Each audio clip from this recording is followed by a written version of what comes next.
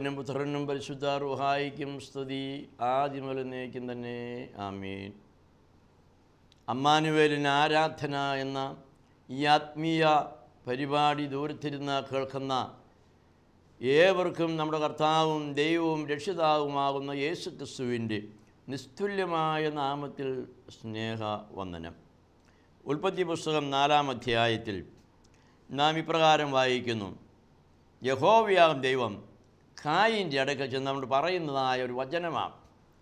പാപം വാതിക്കൽ നിൽക്കുന്നു, നീയോ അതിനെ കീഴടക്കണം. പാപം വാതിക്കൽ നിൽക്കുന്നു, നീയോ അതിനെ കീഴടക്കണം. കായീനും ഹാബേലും ദൈവസന്നിധിയിൽ യാഗമർപ്പിക്കുവാൻ ഒരുങ്ങിയിരിക്കുകയാണ്. അവർ യാഗമർപ്പിക്കുവാനായി പോയി. കായീൻ്റെ യാഗത്തിൽ ദൈവം പ്രസാദിച്ചില്ല, ഹാബേലിൻ്റെ യാഗത്തിൽ ദൈവം പ്രസാദിച്ചു. തൻ്റെ സഹോദരനിൽ ദൈവത്തിന് പ്രസാദമുണ്ടായത് മുഖാന്തരം കായീൻ ആ സഹോദരനെ കൊന്നുകളയുവാനായി ഹൃദയത്തിൽ വിചാരിക്കുകയാണ്. അവൻ്റെ ഹൃദയത്തിൻ്റെ വിചാരങ്ങളെ സ്വർഗസ്ഥനായ ദൈവം, സകല രഹസ്യങ്ങളും അറിയുന്ന ദൈവം അവൻ്റെ ഹൃദയ നിരൂപണങ്ങളെ അറിഞ്ഞു. സ്നേഹിക്കപ്പെട്ടവരെ, വളരെ രഹസ്യമായി നമ്മുടെ ജീവിതത്തിൽ നാം ചെയ്യുന്ന പാപങ്ങളുണ്ട്, വളരെ രഹസ്യമായി. ഇന്നത്തെ സമൂഹത്തിലേക്ക് തിരിഞ്ഞു നോക്കുമ്പോൾ മൃഗങ്ങളോട് ക്രൂരത ചെയ്യുമ്പോൾ അത് വലിയ അനീതിയായി ചിന്തിക്കുന്ന സമൂഹം അതേ ക്രൂരത അതികഠിനമായി സമസൃഷ്ടിയോട്, മനുഷ്യരോട്, സഹോദരനോട്, മാതാവിനോട്, പിതാവിനോട് ചെയ്യുമ്പോൾ അതൊരു തിന്മയായി പോലും കാണാൻ സാധിക്കാത്തതായ ഒരവസ്ഥ നിലനിൽക്കുകയാണ്. പല ഉന്നതരും രഹസ്യമായി ദുരാലോചന ചെയ്ത് പലരെയും അപമാനിക്കുവാനും അപായപ്പെടുത്തുവാനും ശ്രമിക്കുന്നതിൻ്റെ അതിശക്തമായിരിക്കുന്ന വേലിയേറ്റമാണ് സമൂഹത്തിൽ ഇന്ന് ദൃശ്യമായിരിക്കുന്നത്. ആദ്യ സൃഷ്ടിയിൽ കായീനും തൻ്റെ സഹോദരനെ കൊല്ലുവാനായിട്ട് മനസ്സുകൊണ്ട് തീരുമാനിച്ചു. ഈ തീരുമാനം സ്വർഗത്തിലെ ദൈവം അറിഞ്ഞുകൊണ്ട് ഇറങ്ങി വന്ന് അവനോട് സംസാരിക്കുകയാണ്. കായീനെ എന്നവനെ വിളിച്ചിട്ട്, നിൻ്റെ സഹോദരൻ എവിടെയാണെന്ന് വളരെ സ്നേഹപൂർവ്വം ചോദിച്ചു. ഞാൻ എൻ്റെ സഹോദരൻ്റെ കാവൽക്കാരൻ. വീണ്ടും അവനോട് പറയുന്നു, നന്മ ചെയ്യുന്നുവെങ്കിൽ പ്രസാദമുണ്ടാകുകയില്ലയോ? ഇതാ പാപം വാതിൽക്കൽ നിൽക്കുന്നു, നിൻ്റെ ആഗ്രഹം അതിനോടാകുന്നു, നീ ആ പാപത്തെ കീഴടക്കണമെന്ന ദൈവിക വചനം കായീൻ കേൾക്കുകയല്ലാതെ അതവൻ്റെ തീരുമാനങ്ങളിൽ ഒരു വ്യതിയാനവും മാറ്റം വരുത്തുവാൻ സാധ്യമായില്ല. സ്നേഹിക്കപ്പെട്ടവരെ, നമുക്ക് എത്ര പേർക്ക് സഹോദരൻ്റെ ഉയർച്ചയിൽ ദൈവമേ നന്ദി എന്ന് പറയുവാൻ സാധിക്കും? ഞാൻ ഒന്നുകൂടി ചോദിക്കട്ടെ, എൻ്റെ സഹോദരൻ്റെ ഉയർച്ചയിൽ ദൈവമേ നിനക്ക് നന്ദി എന്ന് പറയുവാൻ നമുക്ക് എത്ര പേർക്ക് സാധിക്കും? നമ്മുടെ അയൽക്കാരൻ്റെ ഉയർച്ചയിൽ ദൈവമേ നന്ദി എന്ന് പറയുവാൻ നമ്മിൽ എത്ര പേർക്ക് സാധിക്കും? പലപ്പോഴും അയൽക്കാരൻ്റെ ഉയർച്ചയിൽ, സ്വന്തം സഹോദരൻ്റെ ഉയർച്ചയിൽ, നമ്മുടെ തൊട്ടടുത്ത വീട്ടിലെ കുഞ്ഞ് എല്ലാ വിഷയങ്ങൾക്കും A+ വാങ്ങി പാസ്സാകുമ്പോൾ ദൈവമേ നന്ദി എന്ന് പറയുവാൻ നമുക്ക് സാധ്യമാകുന്ന ഒരു ജീവിതമാണ് ദൈവം ആഗ്രഹിക്കുന്നത്. അതാണ് ദൈവമക്കളിൽ നിന്നുണ്ടാകേണ്ടതായ അനുഭവം. പക്ഷേ ഈ സാഹചര്യങ്ങളിലെല്ലാം മറ്റുള്ളവൻ ഉയർച്ചയിൽ വരുമ്പോൾ നമ്മൾ പറയുന്നത് അത് കള്ളനോട്ടടിച്ചുണ്ടാക്കിയതാണ്, അല്ലെങ്കിൽ അത് മറ്റുള്ളവനെ കവർന്നെടുത്തതാണ്, അതെല്ലാം തിന്മയിൽ നിന്നുണ്ടാക്കിയിട്ടുള്ളതാണ്. ഇങ്ങനെ പഴിയും ദുഷിയുമായി മറ്റുള്ളവരുടെ ഉയർച്ചയെ വ്യാഖ്യാനിക്കുന്നതാണ് മനുഷ്യൻ്റെ സ്വഭാവം. നമ്മുടെ മക്കളോട് ചേർന്ന് പഠിക്കുന്ന മറ്റു കുഞ്ഞുങ്ങൾ ഉയർന്ന ഉന്നതമായ നിലവാരത്തിലേക്ക് വരുമ്പോൾ അതെല്ലാം അവൻ കൈക്കൂലി കൊടുത്തും മറ്റു രീതിയിലും കാണേണ്ടവരൊക്കെ കാണേണ്ടതുപോലെ കണ്ടുമൊക്കെ നേടിയതാന്ന്, അല്ലാതെ ബുദ്ധി കൊണ്ടൊന്നുമല്ല. ആ പാർട്ടിക്ക് ഇതിന് മാത്രം ബുദ്ധിയൊന്നുമില്ല. കഷ്ടപ്പെട്ട് പ്രയത്നിച്ച് ദൈവകൃപ പ്രാപിക്കുന്ന അനവധി സന്ദർഭങ്ങൾ ജീവിതത്തിലുണ്ട്. പരീക്ഷയിലെ ഉന്നത വിജയം, പ്രമോഷൻ, ജോലി തുടങ്ങിയ എല്ലാ കാര്യങ്ങളിലും ദൈവം കൃപ ചെയ്യുമ്പോഴാണ് നമുക്ക് ഉയരുവാൻ സാധിക്കുന്നത്. അതിന് ദൈവപ്രസാദമുള്ള മക്കളുണ്ടാകണം. ദൈവപ്രസാദമുള്ളവർക്ക് സമാധാനം എന്നത്രേ ദൂതൻ്റെ വചനമെന്ന് നാം ഓർക്കണം. ദൈവപ്രസാദമില്ലാത്തവർക്ക് സമാധാനമില്ല, ഐശ്വര്യമില്ല, വളർച്ചയില്ല. അവർക്ക് നന്മയുടെ ഒരു ഭാവവും ഉണ്ടാകുവാൻ, ഒരനുഭവം ഉണ്ടാകുവാൻ സാധ്യമല്ല എന്ന് തിരിച്ചറിയണം. കായീനോട് യഹോവ പറഞ്ഞു, പാപം വാതിൽക്കൽ കിടക്കുന്നു, നിൻ്റെ ആഗ്രഹം അതിലേക്കാകുന്നു, നീയോ അതിന് കീഴടക്കണം. എന്നെ കേൾക്കുന്ന പ്രിയപ്പെട്ട ദൈവജനമേ, നമ്മോട് ചോദിച്ച് എൻ്റെ ജീവിതത്തിൽ ഞാൻ എന്തെല്ലാമാണ് ഈ പാപത്തോട് അടുത്ത് നിൽക്കുന്നതായ അനുഭവം? എൻ്റെ ജീവിതത്തിൻ്റെ കവാടത്തെങ്കിൽ പാപം അടുത്ത് നിൽക്കുന്നതായിരിക്കുന്ന സന്ദർഭങ്ങൾ ഏതൊക്കെയാണ്? മദ്യപാനമാണോ? വ്യഭിചാരമാണോ? ധനമോഹമാണോ? വിദ്വേഷമാണോ? വൈരാഗ്യമാണോ? അനധികൃതമായി സമ്പാദിക്കുവാനുള്ളതായ അതിയായ വ്യഗ്രതയാണോ? നിയന്ത്രിക്കാൻ വയ്യാത്ത ലൈംഗികമായിരിക്കുന്ന തീഷ്ണതയാണോ? എന്താണ് എൻ്റെ പാപം, എൻ്റെ വാതിൽക്കൽ എന്നോട് ചേർന്ന് നിൽക്കുന്ന പാപത്തിൻ്റെ അവസ്ഥ എന്ന് ഈ സമയത്ത് ചിന്തിച്ച് നോക്കുക. ആ പാപത്തെ തിരിച്ചറിയുവാനുള്ള ദൈവവചനം, ശബ്ദം, തിരുവചനത്തിലൂടെ ഇതുപോലെയുള്ളതായ സുവിശേഷ വേലകളിലൂടെ, സുവിശേഷകരിലൂടെ, പ്രഘോഷണങ്ങളിലൂടെ നാം കേൾക്കുന്നുണ്ട്. എത്ര കാലമായി ഈ പാപത്തെ ഉപേക്ഷിക്കുവാനുള്ളതായിരിക്കുന്ന ദൈവിക ശബ്ദം നാം കേൾക്കുന്നു? ധാരാളമായി ഈ ദൈവശബ്ദം നാം കേൾക്കുന്നുണ്ട്. പക്ഷെ നമ്മുടെ സമൂഹത്തിൽ തിന്മ വീണ്ടും വീണ്ടും വീണ്ടും ശക്തി പ്രാപിക്കുക.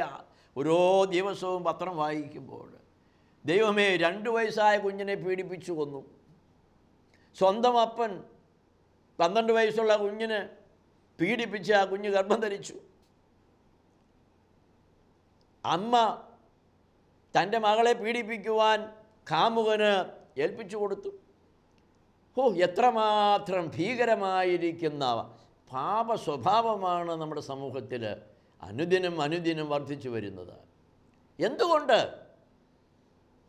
ഇതാ കായീനോട് പറഞ്ഞു, നീ അതിനെ കീഴടക്കണം, പാപത്തെ നീ കീഴടക്കണം. പക്ഷെ ദൈവവചനം കേൾക്കുവാനും അതിന് കീഴ്പ്പെടുവാനും നമ്മുടെ വാതിൽക്കൽ, ജീവിതത്തിൻ്റെ വാതിൽക്കൽ കിടക്കുന്ന പാപത്തെ കീഴടക്കുവാനും പലപ്പോഴും നമുക്ക് സാധ്യമാകാറില്ല. നമ്മുടെ ജീവിതത്തിൽ കയറി ഒളിച്ചിരിക്കുന്നതായിരിക്കുന്ന സാത്താനും. ഈ കഴിഞ്ഞ ദിവസം ഒരു 8 അടി മൂർഖനെ ഓഫീസിൽ നിൻ്റെ ഫയലുകളുടെ ഇടയിൽ നിന്ന് പിടിച്ചതായ വാർത്തയും ചിത്രവും കാണുകയുണ്ടായി. 8 അടി മൂർഖൻ അപകടകാരിയാണ്, മരണകാരിയാണ്. അവൻ മനുഷ്യൻ്റെ പ്രവർത്തന രംഗങ്ങളുടെ നടുവിൽ കയറി ഇരിക്കുന്നുണ്ട് എന്നുള്ളത് പലപ്പോഴും നാം അറിയാതെ പോകുന്നുണ്ട്. എന്നാൽ അത് വാസ്തവമാണ്.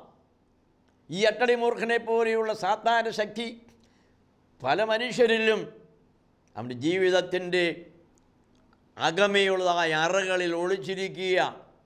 സമയം വരുമ്പോൾ അത് തിരിഞ്ഞു നിന്ന് കൊത്തും. യഹോവ പറയുന്നു, കായീനെ, പാപം വാതിൽക്കൽ കിടക്കുന്നു, നിൻ്റെ ആഗ്രഹം അതിനോടാകുന്നു, നീയോ അതിനെ കീഴടക്കണം. പക്ഷേ ദൈവം നേരിട്ട് സംസാരിച്ചിട്ടും കായീന് ദൈവവചനപ്രകാരം തൻ്റെ ജീവിതത്തെ ക്രമീകരിക്കുവാനായിട്ട് സാധിച്ചില്ല. പ്രിയപ്പെട്ടവർ, പാപം ഇതേപോലെ നമുക്ക് ചുറ്റും നിൽക്കുന്നുണ്ട് എന്നുള്ളത് നാം ഈ സമയം തിരിച്ചറിയേണ്ട ആവശ്യമാണ്. പാപത്തിന് ത്രിവിധമായിരിക്കുന്ന ഭാവമുണ്ട്. വചനം പറയുന്നു, കൺമോഹം, ജഡമോഹം, ജീവനത്തിൻ്റെ പ്രതാപം. ഇപ്രകാരം ത്രിമൂർത്തികളായിട്ടാണ് പാപം നിലനിൽക്കുന്നത്.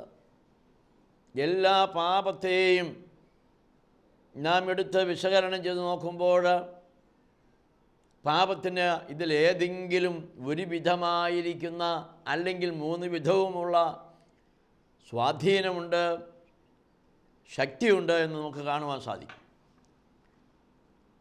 നമ്മുടെ മാതാവായ ഹൗവ പാപം ചെയ്യും. നാം ആ കാര്യം ശ്രദ്ധിക്കുമ്പോൾ ഈ പാപത്തിൻ്റെ ത്രിവിധമായിരിക്കുന്ന സ്വഭാവം ഹൗവ ഫലം പറിച്ചു തിന്നതിലുണ്ട് എന്ന് നമുക്ക് കാണുവാൻ സാധിക്കും. പാപത്തെക്കുറിച്ചുള്ള ശരിയായിരിക്കുന്ന അറിവില്ലാതെ കൊണ്ട് പാപം ചെയ്യുന്ന ഒട്ടനവധി പേർ നമ്മൾക്ക് ചുറ്റുമുണ്ട്. ഇതൊന്നും പാപമല്ല എന്ന് ചിന്തിക്കുന്നവർ. ശ്രദ്ധിക്കുക, ഹൗവ ദൈവകൽപ്പന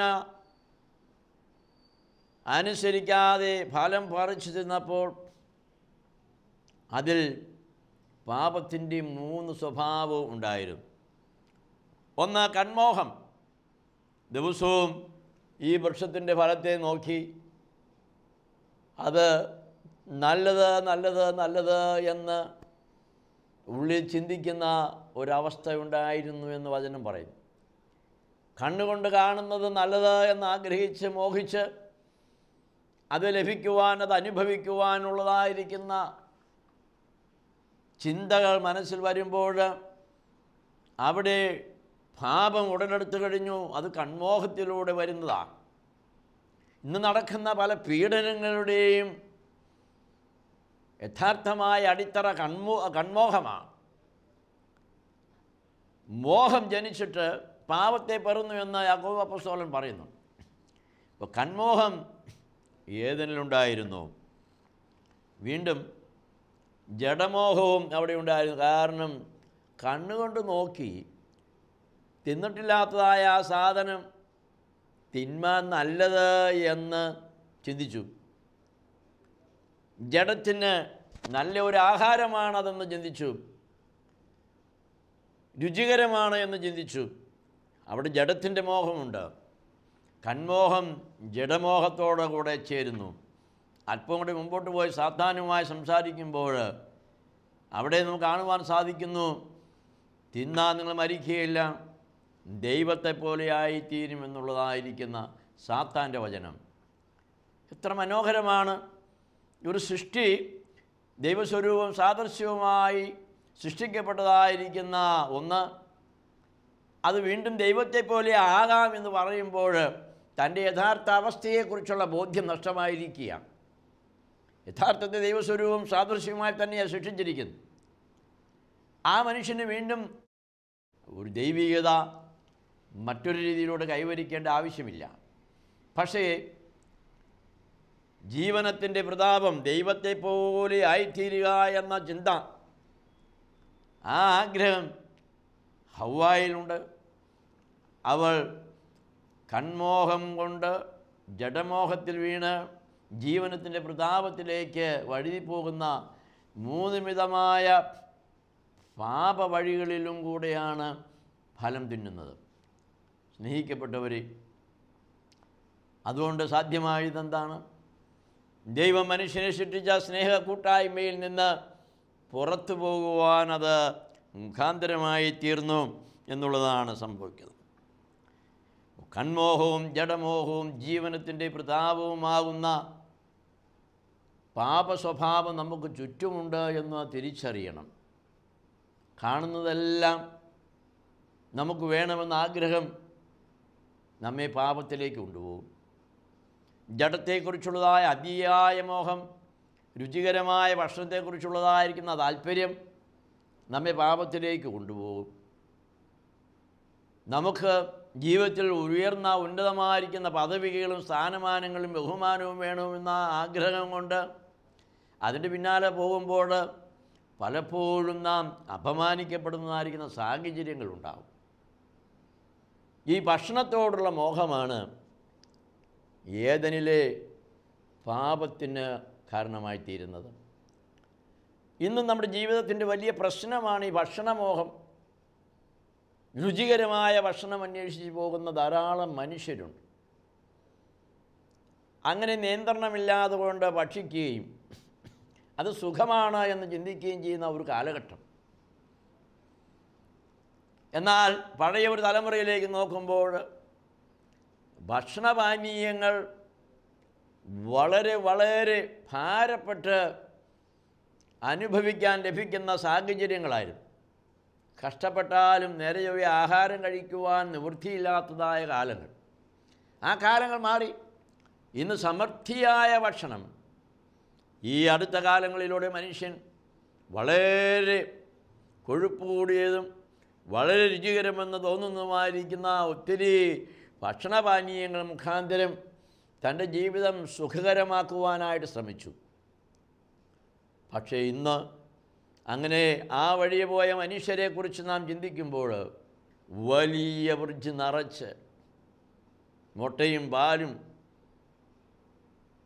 മാംസവും തുടങ്ങി അവൻ രുചികരമെന്ന് തോന്നുന്ന പലതും അവന് നിറഞ്ഞിരിക്കുന്ന അനുഭവത്തിൽ അതിൽ നിന്ന് അല്പം പോലും കഴിക്കുവാൻ പറ്റാത്ത ഡോക്ടർമാരുടെ നിർബന്ധമുള്ള കൽപ്പനകൾ അതിൽ നിന്നെല്ലാം വിട്ടുനിൽക്കുവാൻ നമ്മെ പ്രേരിപ്പിക്കുന്നു. വീട്ടിലുള്ളതായിരിക്കുന്ന പ്രിയപ്പെട്ടവരെ അതൊന്നും തരാതെ മാറ്റിവെക്കുന്നു. അവരാരുമില്ലാത്തപ്പോൾ സ്വന്തം ഭവനത്തിലെ ഈ വിധമായ ഭക്ഷണങ്ങളെ പലരും ഇന്ന് കട്ട് അനുഭവിക്കുന്നതായിരിക്കുന്ന ഒരവസ്ഥയുണ്ട്.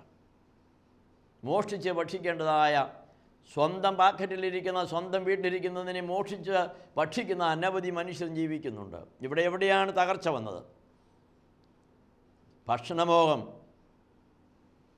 ജഡത്തെക്കുറിച്ചുള്ളതായിരിക്കുന്ന ജഡികമായിരിക്കുന്നതിനെക്കുറിച്ചുള്ളതായിരിക്കുന്ന അതിയായ താല്പര്യം, ഇവിടെയെല്ലാം നമ്മുടെ പരാജയമാണ് കടന്നു വരുന്നത്. ദൈവം മനുഷ്യനെ തോട്ടിൽ നിന്ന് പുറത്താക്കിയിട്ട് അവനോട് പറയുന്നത് നീ വിശപ്പോടുകൂടെ ഭക്ഷണം കഴിക്കണമെന്നാണ്.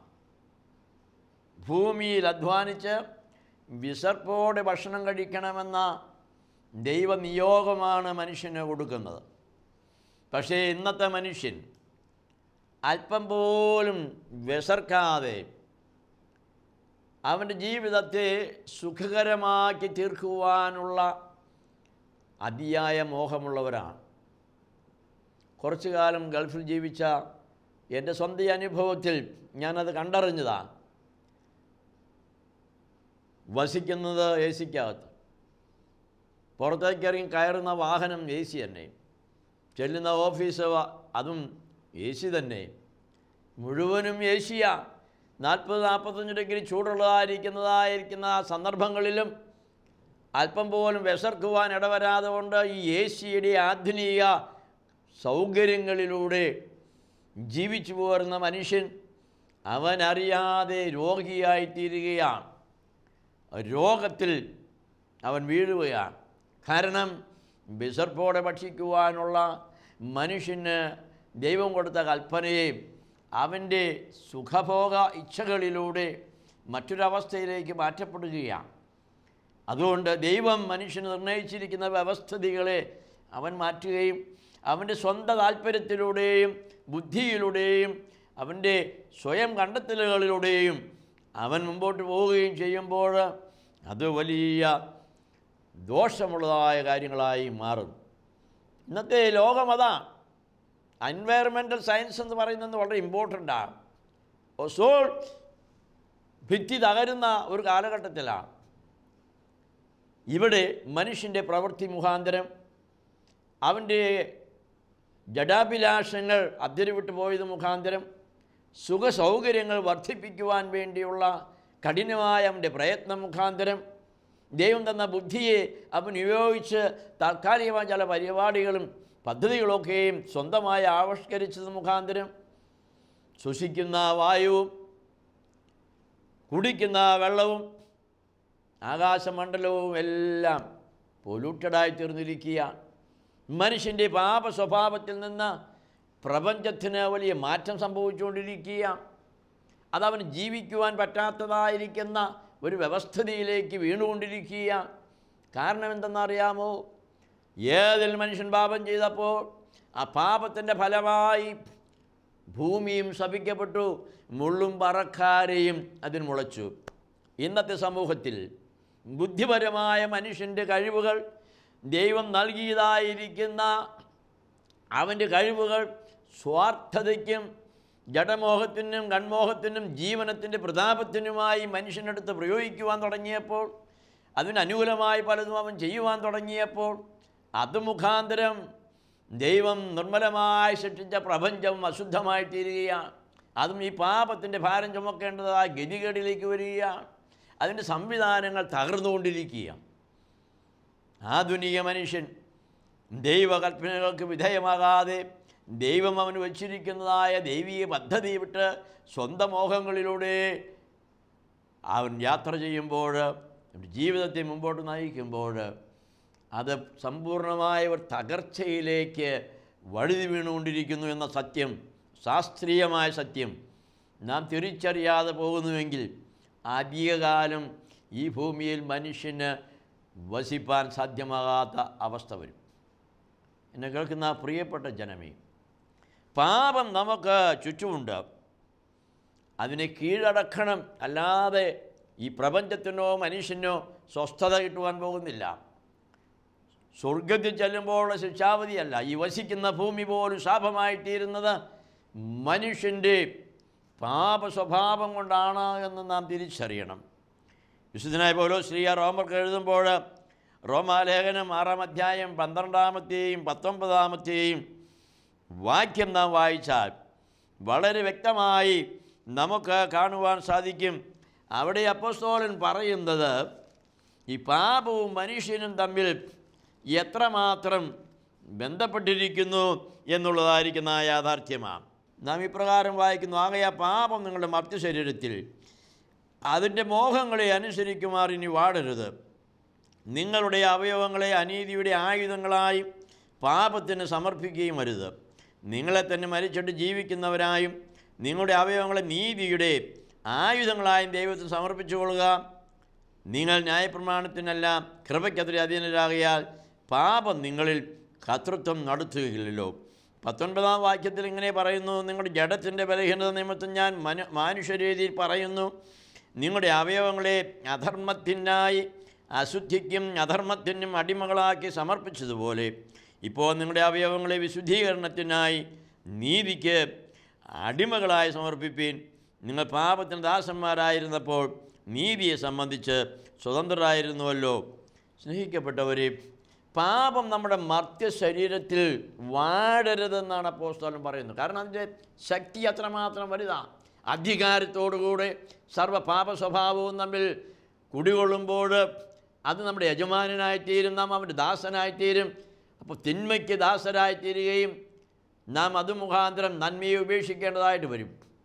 ആകയാൽ സ്നേഹിക്കപ്പെട്ട നാം ദൈവജനമേ, നാം നമ്മുടെ ജീവിതത്തിൽ നമ്മുടെ മർത്യ ശരീരങ്ങളെ ഇനിയും പാപം വസിക്കുന്ന ഒരു അനുഭവത്തിലൂടെ മുമ്പോട്ട് കൊണ്ടുപോകുവാൻ ഇടയാകട്ടെ. പാപത്തെ കീഴടക്കുവാനുള്ള ദൈവവചനം, ദൈവകൽപ്പന നമ്മുടെ ജീവിതത്തെയും രൂപാന്തരപ്പെടുത്തട്ടെ. സകല പാപവും തിന്മയും ഉപേക്ഷിച്ചുകൊണ്ട് നാം സ്വതന്ത്രരായ ദൈവസന്നിധിയിലേക്ക് അടുത്തു വരുവാൻ ദൈവം നമുക്ക് നൽകുന്ന നല്ല അവസരങ്ങളെ ഒരിക്കലും നഷ്ടമാക്കല്ലേ. ഒരു നിമിഷം തല ഉണക്കാം. കാരുണ്യവാനേ, നിത്യനേ, നിനക്ക് സ്തുതി, നിനക്ക് ആരാധന, മഹത്വം. കർത്താവേ, കായിനോട് കൽപ്പിച്ചു, പാപവാതുക്കൾ കിടക്കുന്നു, നിൻ്റെ ആഗ്രഹം അതിലേക്കാകുന്നു, നീ അതിനെ കീഴടക്കണമെന്ന്. പക്ഷേ അവനത് സാധിച്ചില്ല. ദൈവമേ, പൗലോസ് പറയുന്നു, പാപം നിങ്ങളുടെ മർത്യ ശരീരത്തിൽ ഇനിയും കർത്തൃത്വം വഹിക്കരുത് എന്ന്. ഞങ്ങളുടെ ശരീരത്തിൽ കർത്തൃത്വം വഹിക്കുന്ന പാപത്തെ ഉപേക്ഷിച്ച് ജീവിപ്പാൻ, തിന്മയെ നന്മ കൊണ്ട് ജയിപ്പാൻ തക്കവണ്ണം ഞങ്ങളുടെ ആത്മാക്കളെ വിശദീകരിക്കണമേ. ഞങ്ങൾ നിനക്കും നിൻ്റെ പിതാവിനും നിൻ്റെ പരിശുദ്ധാത്മാവിനും സ്തുതിയും സ്തോത്രവും കരയറ്റുന്നു, ഇപ്പോഴും എല്ലായ്പ്പോഴും എന്നേക്കും. ആമേൻ.